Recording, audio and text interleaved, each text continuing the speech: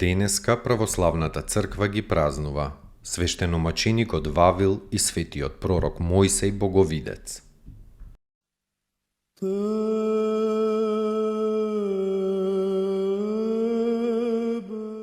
Свештеномаченикот Вавил, овој голем и прекрасен човек, ако е можно да го наречеме човек, како што светиот Златоуст за него се изразува, бил архиерей во Антиохија во времето на скверниот цар Нумеријан.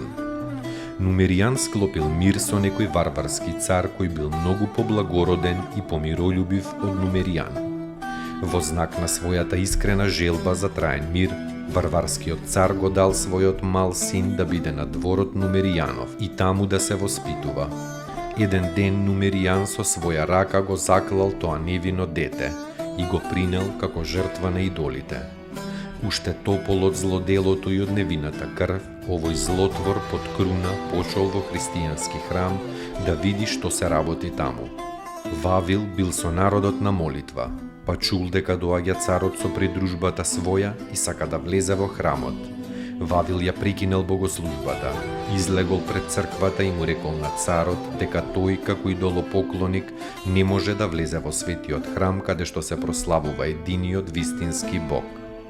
Беседејки за Вавила, Златоуст рекол: од кого друг на светот би се уплашил оној кој со таква власт се однесувал кон царот. Тој со тоа ги научил царевите да не ја распростираат својата власт подалеку отколку што им е од Бога дадената мера. Им покажал и на свештените лица како треба да се користат со својата власт. Посрамен царот се вратил, но смислил одмазда. Утредента царот го повикал Вавила и почнал да го укорува и да го нуди да им принесе жртва на идолите, што светителот природно и непоколебливо го одбил. Тогаш царот го оковал во окови и го фрлил во темнина. Исто така царот измачувал и 3 деца, Урван од 12 години, Прилидијан од 9 и Еполини од 7 години. На овие деца Вавил им бил духовен отец и учител, и тие не се одвојувале од него од љубов кон него.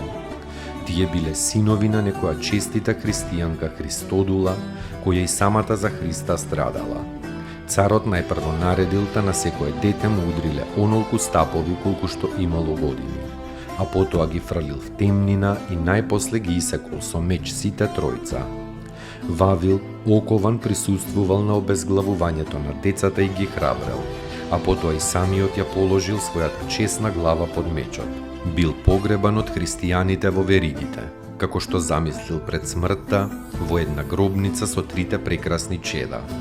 Нивните свети души одлетале во небесните населби, а нивните чудотворни мошти им останале на верните на корист како секојдневно сведоштво за нивната машкост во верата. Пострадале околу 250-та година.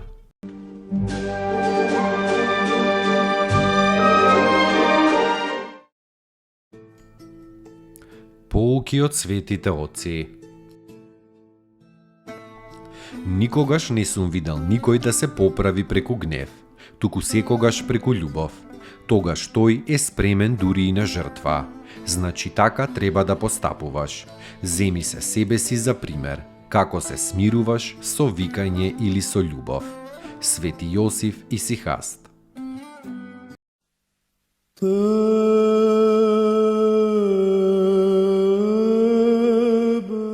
Светиот пророк Мојсей Боговидец, голем водач и законодавец на народот израелски. Роден е во Египет околу 1550 година пред Христа. 40 години живеел во Египет на дворот фараонов, а последните 40 години живеел како пастир во созерцание на Бога и на светот, а 40 последни години го водел народот низ пустината во ветената земја, која ја видел, но во неа не влегол затоа што воедно му сгрешил на Бога. Се упокоил во 120-тата година од својот живот. Како чудотворец бил праобраз на Христа, според зборовите на светиот Василий Велики. Се јавило доној свет на гората Тавор при преображението на Господа, а по сведоштвото на светиот Јован Листвичник им се јавували на монасите во Синајскиот манастир.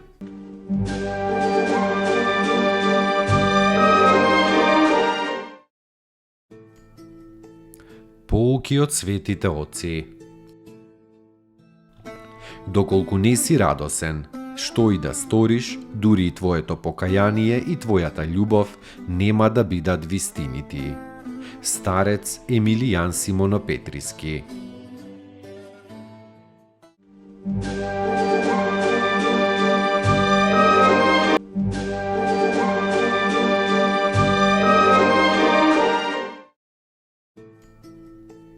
Поуки од светите отци. Човекот најмногу страда од мислите што не му се потребни. Старец Тадеј.